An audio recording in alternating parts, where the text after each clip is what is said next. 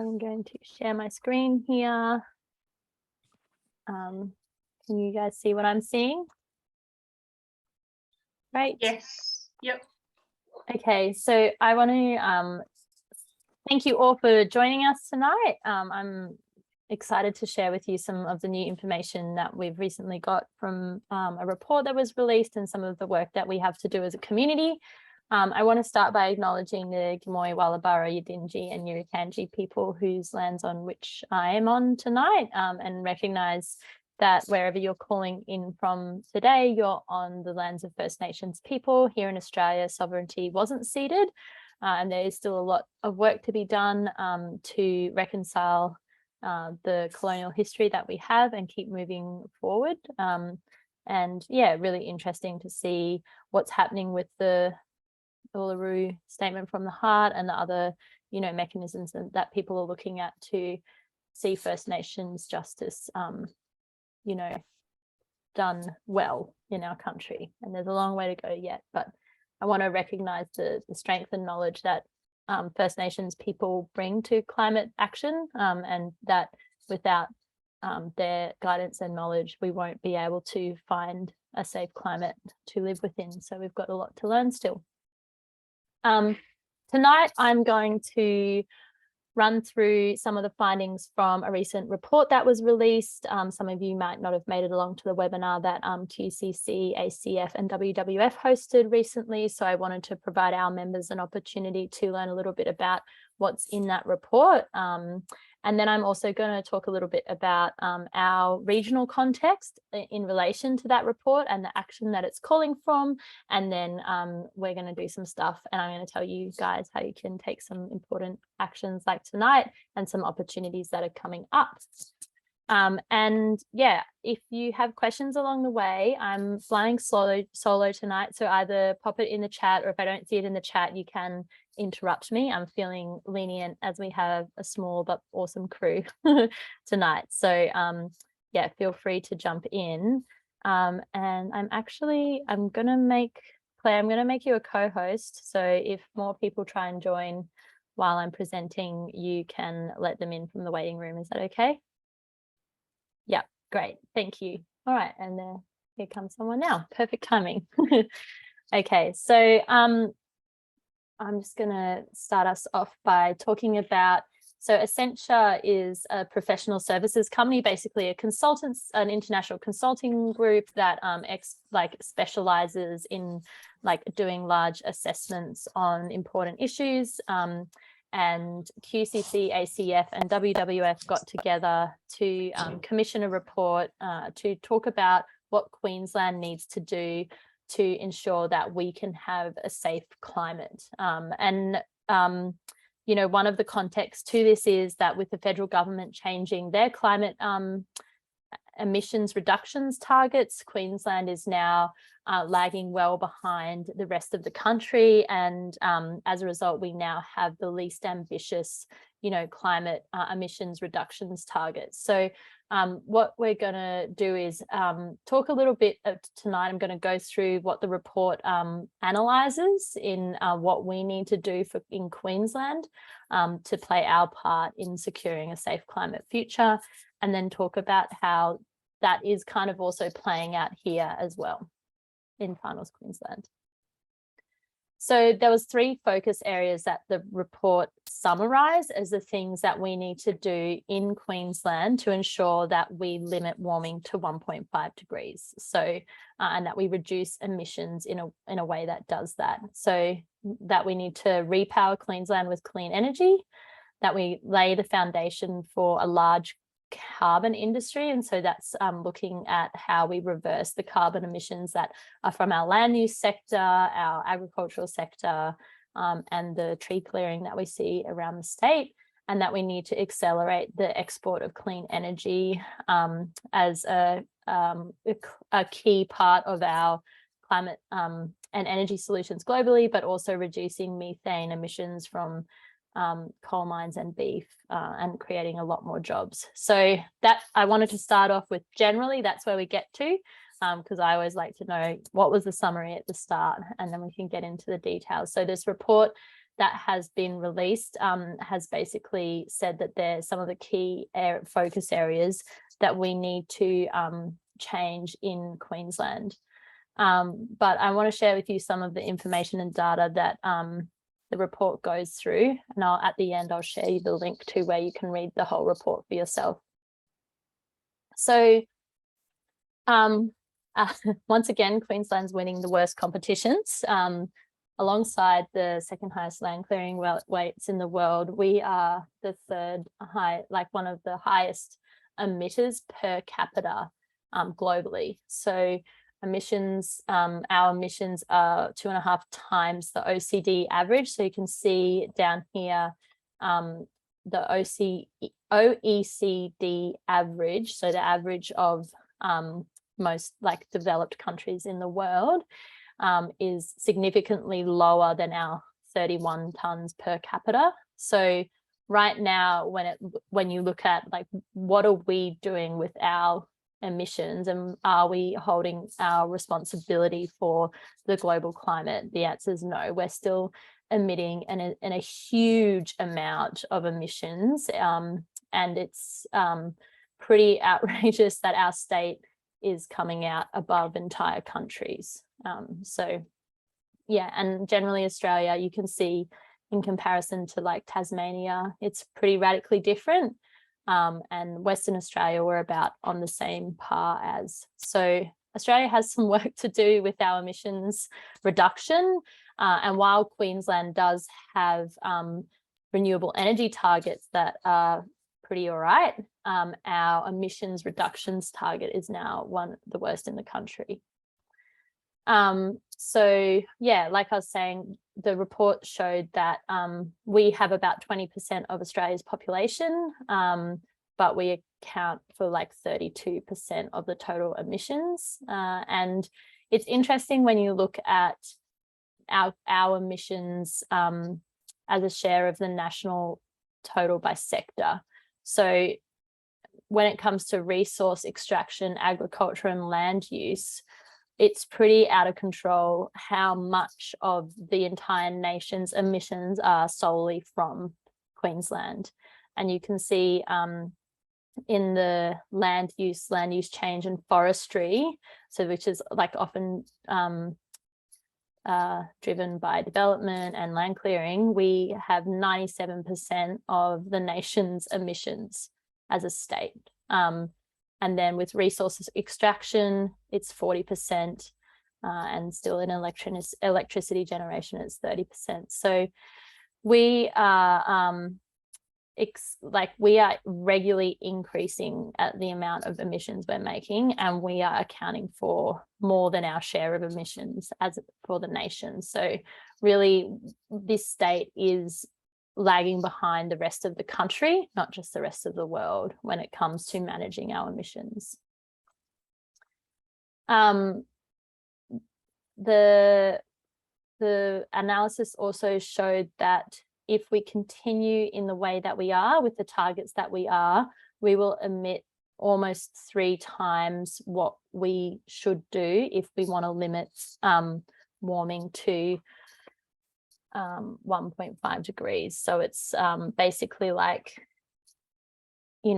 if we want to limit global warming to 1.5 degrees, this is our emissions budget. So when you hear people talking about an emissions budget, which is something that, I think is thrown around a lot, but not what everyone always understands.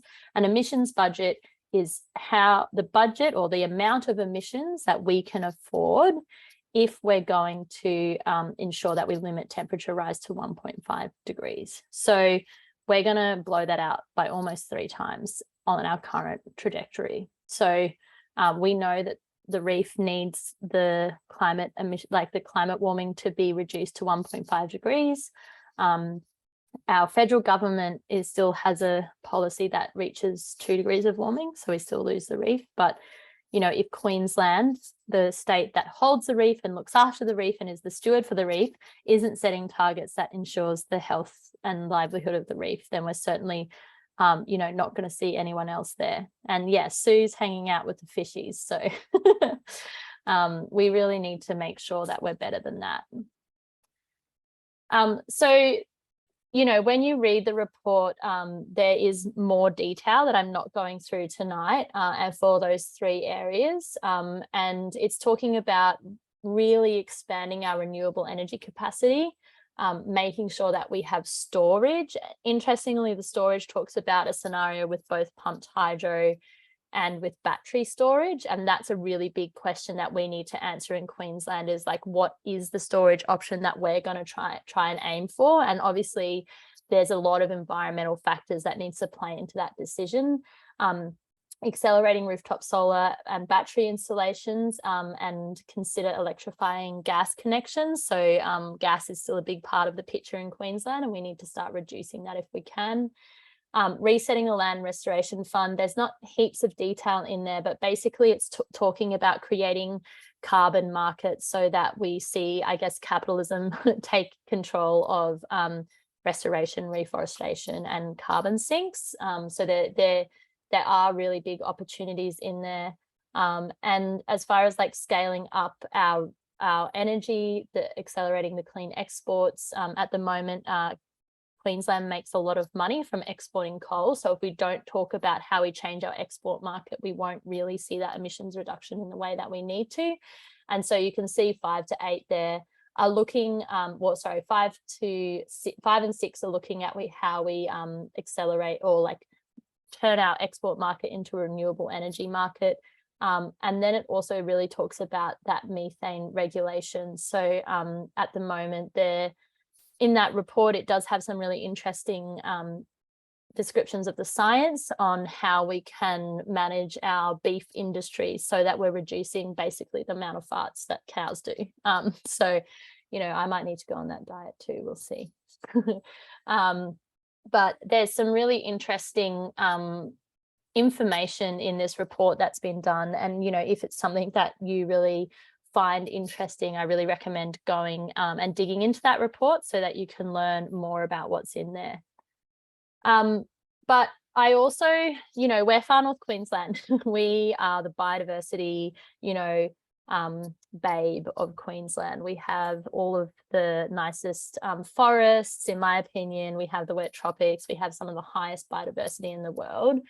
And we need to be both talking about climate emissions and the climate crisis, as well as the biodiversity crisis. We can't talk about one and not the other.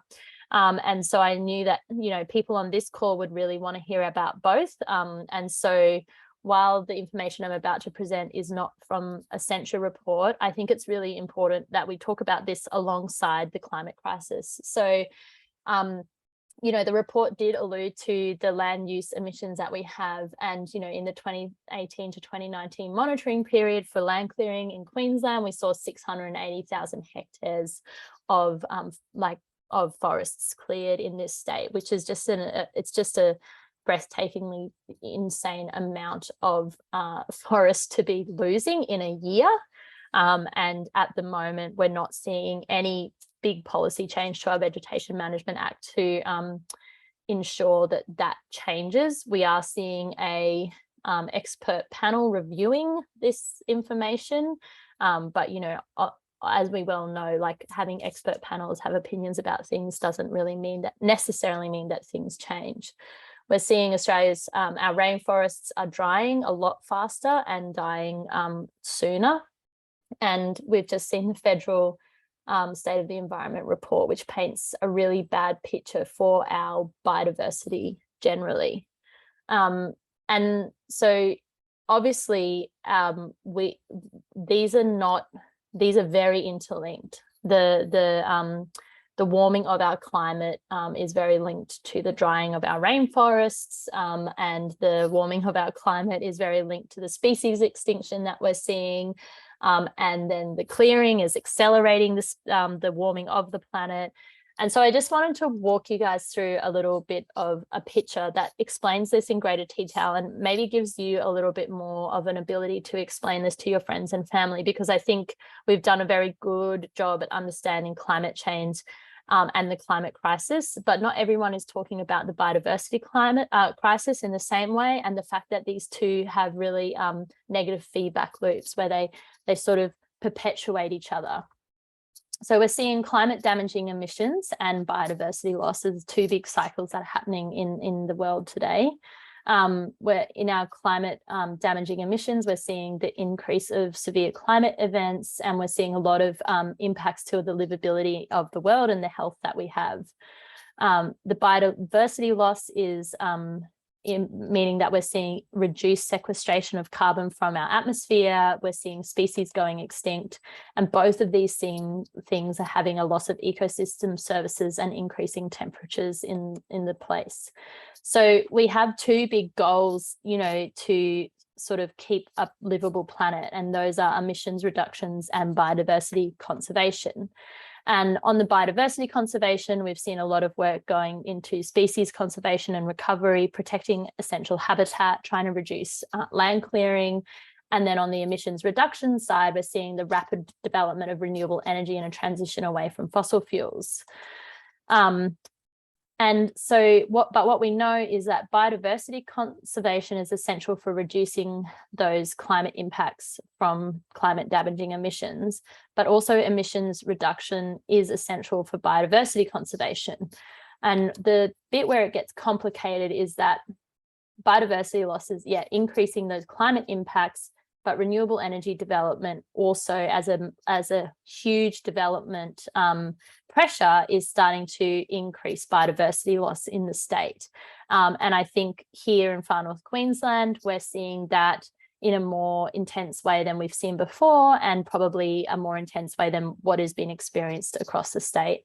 And that, you know, that can also be said for things like Barumba Dam, which threatens to flood a national park, and, you know, the Chulumba Wind Farm that's right on the edge of the World Heritage Area up here, and like threatening a lot of important biodiversity. So I didn't want to talk about this report without acknowledging the complexity of what we're facing now. We really are in the middle of this really hard place where the solutions aren't as simple, you know, as sometimes we like them to be.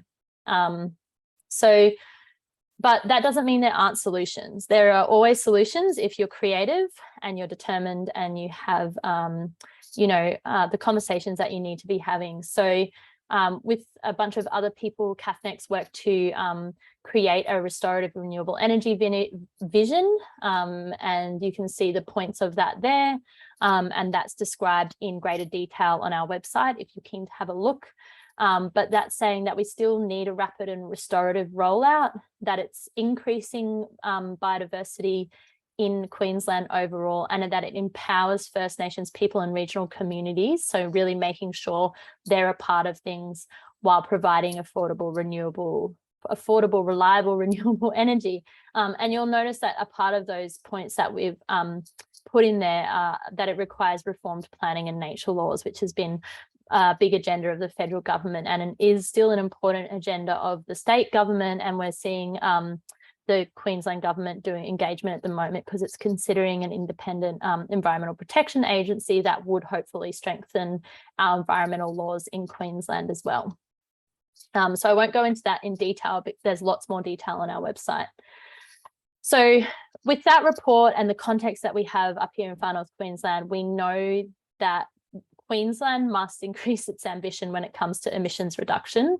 And we can't allow for the expansion of coal and gas, and we have to keep pushing for increased ambition. And it's kind of hard to do that because at the same moment we need to be pushing for biodiversity protection and ensuring that the rollout and increased ambition on climate policy doesn't mean that we lose our biodiversity, which is also essential for a safe climate. So it is complex. We've got a lot of work to do, but I wanted to focus tonight on how we can push for better climate policy. And I wanted to talk a little bit about what is our role in that important piece.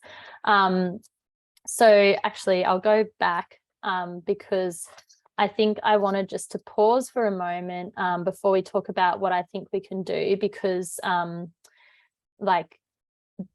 I think there's a lot that we could do, and I'm just trying to find the stop sharing button, but I can't because I'm a Luddite. Oh no, there we are. Because I wanted to give you a bit more of a political context as well to what's happening right now. So you know, across Australia in the federal election, we saw this country really pushing for increased climate action, and all across the place we saw people putting out climate action now signs. Climate change and climate action was a key thing that came up regularly in the news and was a big piece of a big political issue in the federal election. We have a state election coming up in 2024, and I think it's a time where probably, you know, our state Labor government will be looking to understand what Queenslanders want when it comes to climate action. And what we're hearing is that the Premier is feeling cautious about what regional Queensland wants. And what we did see in the federal election was that there was some really big changes in our urban areas and not as much change in our regional centres. And so we need to really help our Premier know that regional Queensland cares about climate action and that regional Queensland wants to see increased climate policy and climate ambition. So, you know, tonight, I think what I want to talk to you a little bit about is how we do that, and some opportunities that are coming up to be able to express that to the Premier.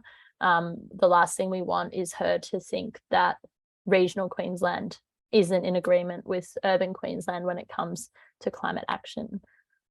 So before I go into, I guess, what we can do next, I was just keen to see if anyone had any questions about the report that was released, or, you know, that complexity with the biodiversity as well. You don't have to, but I think I'm probably talking to people who know a lot of this already. Alison, do you want to ask a question? Yeah, hi. I'll just see. I might have to turn the video off again so you don't see my ugly face, and also so I've got more bandwidth to talk. But with the biodiversity thing, like, yeah, that's great. I really like the stuff you've put together. I think maybe what we need to know as well is, like, what's the actual really base reasons why biodiversity is going to cause this effect. So, for example, you know, what are ecosystems, you know, why are self-sustaining ecosystems complex and can be affected by a few species, you know, because people kind of go, oh, yeah, well, it doesn't matter if that possum dies, you know.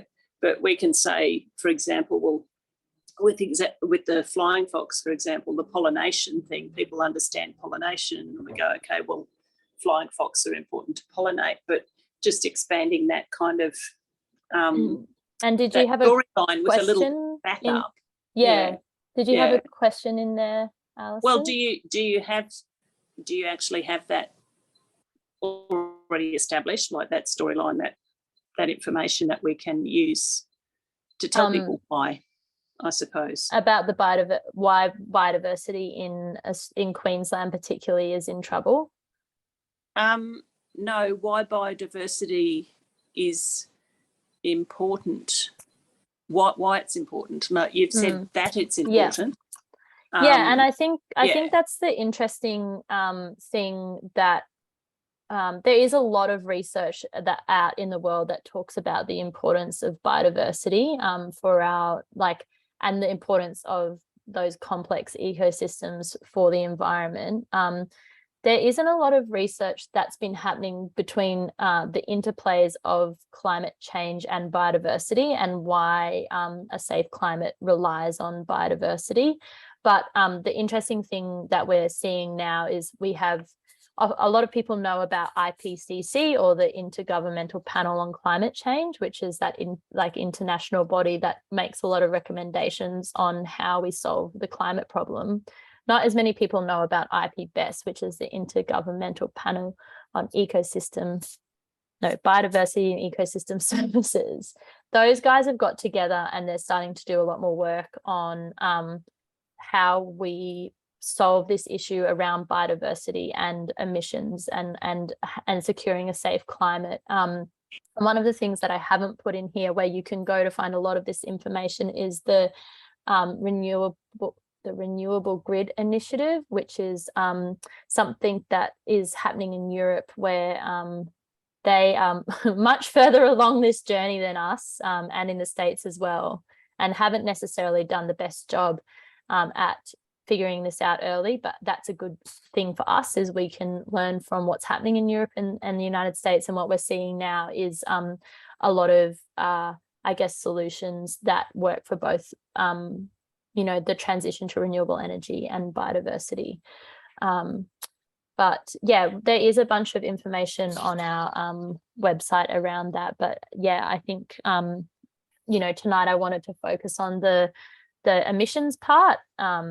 And yeah, I think you know, we have still got more work to do on the biodiversity part as well.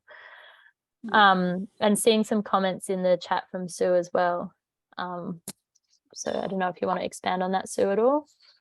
It's just me blatting off, really. The first bit is stuff about, I don't know whether other people have heard this, because I'm traditional and so I still listen to radio and watch TV. There's been a very pervasive ad recently about the needs of Queensland coal miners and how important they are and how we need to support them and protect them. And I don't really know where that's coming from and how we can even consciously be running that stuff as paid commercials. Well, I think there is a really important part of our transition, and particularly in central Queensland, that is about how we transition from a fossil fuel industry into renewable energy industry. And like, absolutely, we need to be looking after people who are working in the fossil fuel sector already. And then I think there's other parts that are like, how do we transition, for example, our region, that is a region that's like our core economy is tourism and nature. How do we transition a region like ours into a renewable energy industry? So there's some big questions to answer. But I guess what I wanted to highlight tonight is we still haven't got the ambition that we need in our climate policy in Queensland, and we still have a lot to solve in how we do that, whether it's like workers, transitions for regional communities, conserving our biodiversity, First Nations justice. There's a lot to solve, but we can be asking for better policy and better transition at the same time. But what we know now is the Queensland government is looking for an indication from Queenslanders about what we can be doing. So I'm going to share my screen again, because there's some easy things that we can do.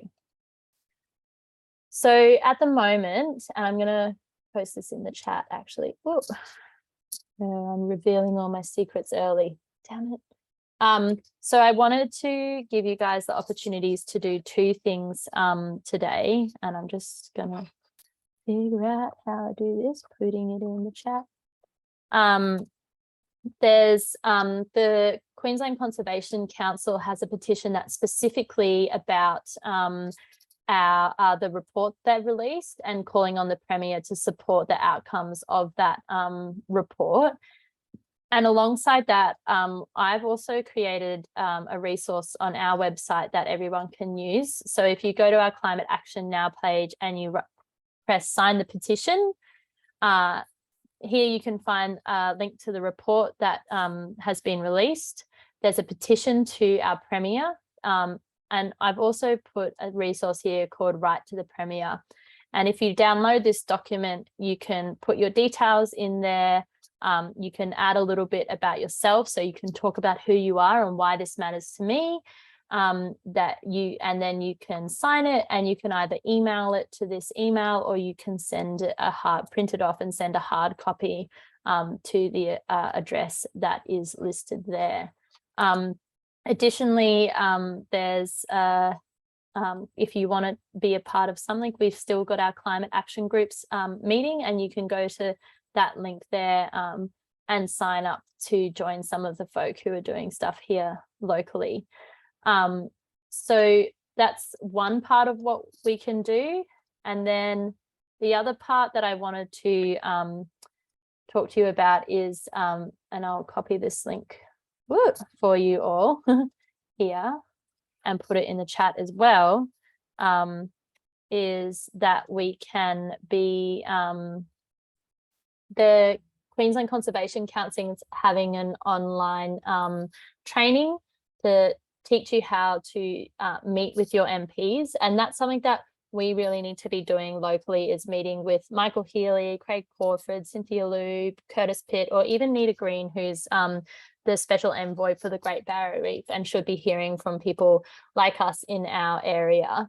I'm just going to copy, I copied the link. So if you click on that link, it'll take you to a website where you can register for the training, and you'll get a link to join the Zoom meeting where you can go along. And I always say to people, like, meeting with your MP is just meeting with a person whose job it is to represent you. So it can be intimidating, but it is literally their job to sit and listen to you.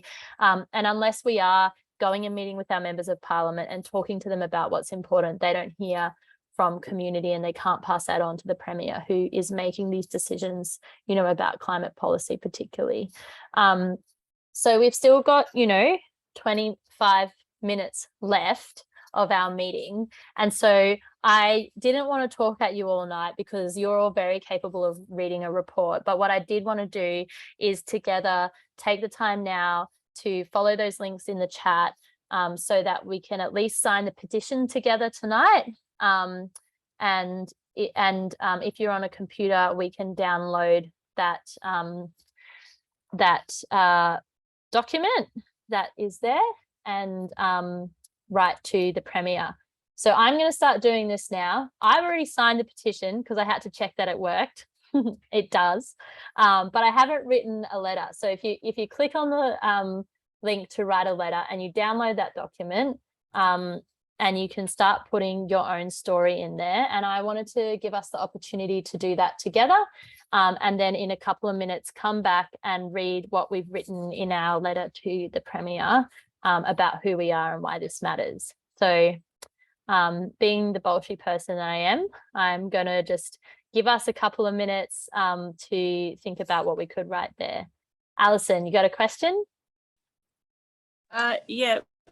What I was wondering is, I haven't actually read the report yet, but is there any point in putting in a request for governments to map appropriate areas, like, like Stephen was talking about, the mapping of? Yeah, I think that's probably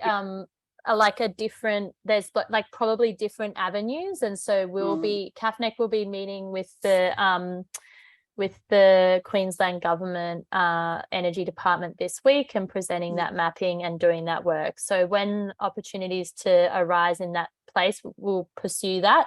But for now, tonight, is about. Got some feedback from India there. I think India's just joining with her computer, having gotten home from walking the dog. But yeah, I think you're exactly right, Alison. There will be a time where we need to do that. But at the moment, when it comes to those Queensland Renewable Energy Zones, CAFNEC's doing a lot of work internally with the government to push that and get it right. And soon we'll probably have a call to action around that. But for tonight, we're really focusing on the climate policies of the government. Yeah. Okay, thanks. So Corinne had to head off. She's signed the petition and is looking at the letter. And I'm going to start writing a little bit more about me. Can I share the links again? Yes, I can. So if you go to this link, all the links are there. You just have to press on the button at the top of the page that says sign the petition and write a letter. And it will take you down to where all that information is. Thanks, India. Emoji react with something on your Zoom page, like a party emoji or a love emoji if you're downloading the document to write to the Premier right now. Sue's doing it. I feel like India's doing it. Anouk signed the petition. Alana's on board. Okay, I'm going to be quiet for a couple more minutes while you think about what you can fill in at the top of that letter.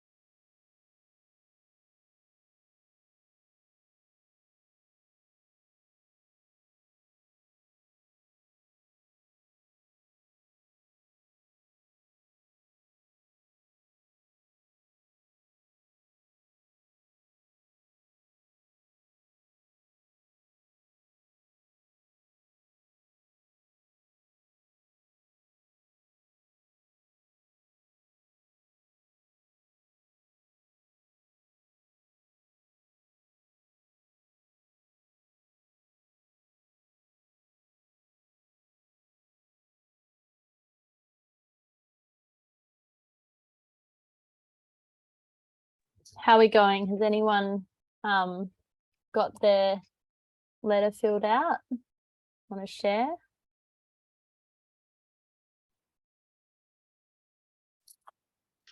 I haven't finished it, but I am going to add some detail to some of the text that you've helpfully provided there, Lucy, around, Great. so, with the agriculture, and I'll be talking about this when I do my presentation at CAFNEC next week. All this, we've got pestilence at the moment as well, and that's all part of climate change. So the rest of the world probably doesn't see some of the stuff we get at work, not only the foot and mouth stuff, but we've got locust plagues apparently, are another concern at the moment. So, there's sort of other things that are happening that aren't making much of a headline, but are definitely part of the impact that's occurring. And I noticed today there was another report saying that actually the reef's coral cover's looking really good. Well, I'm not, based on what I see, I'm not quite sure that that's necessarily the case. So I'm going to add to some of that, but I'm also going to really emphasise the need to, Queensland's a big state, and regional Queensland has lots of small local governments that manage it, and the absolute need for that local government policy to align with what governments are doing as well. So, I think it can be easy for people to get away by focusing on the bigger issues, but then not looking at what's happening in their own areas. So things like land clearing don't necessarily apply to the green spaces that are being cleared, in local government areas, as well as areas of bush or forest or whatever. So needing to align those sort of local actions and local planning rules with what's happening at a wider political level, so that it all kind of filters down to where the decisions are actually being made. So I've started including some comments about that.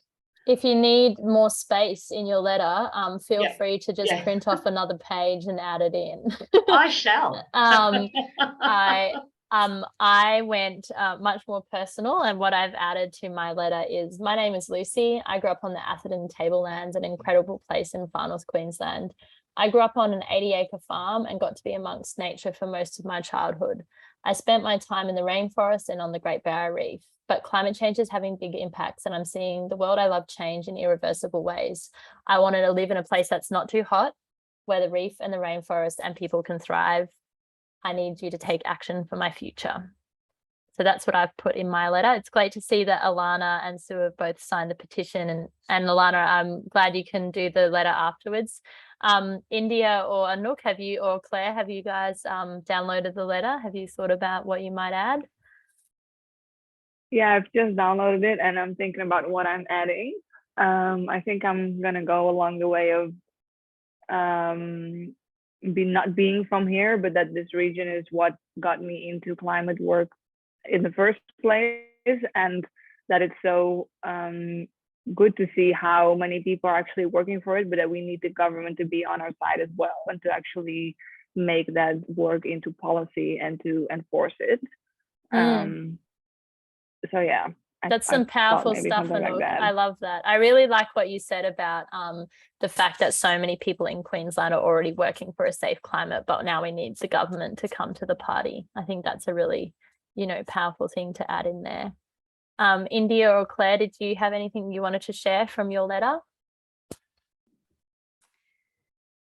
Sure, I haven't finished it at all. I'm going to keep working on it, but I'm going to go quite personal too. And I'm going to say that I'm still young and I can't remember first hearing about climate change, but it's been a big part of my life and my growing up. And I'm going to go into saying, it's been around since the 60s. People have been warning us about it, and it was a matter of believing and not believing for so long.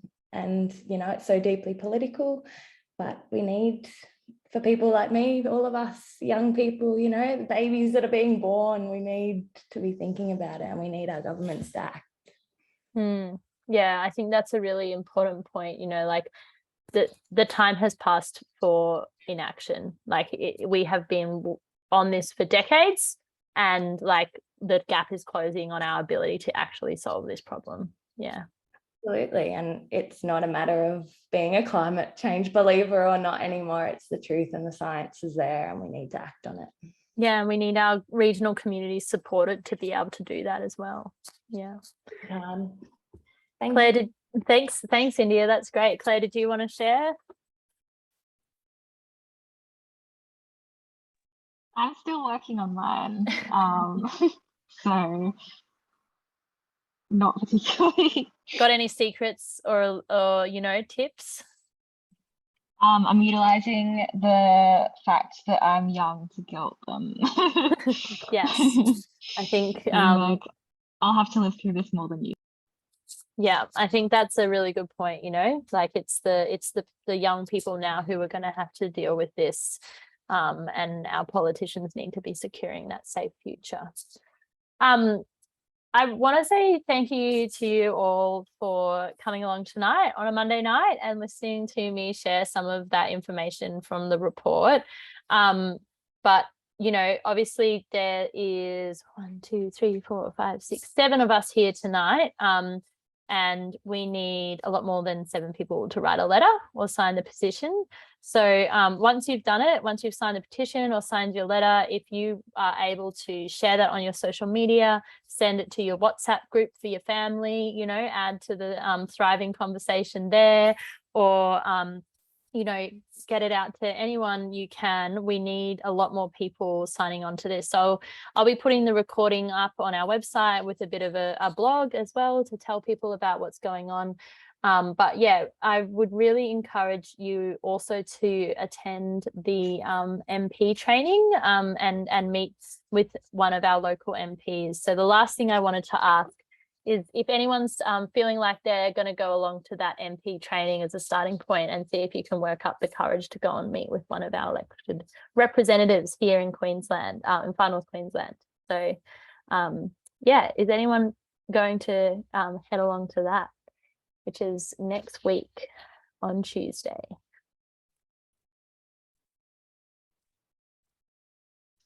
I can't, but I've just put a message in the chat about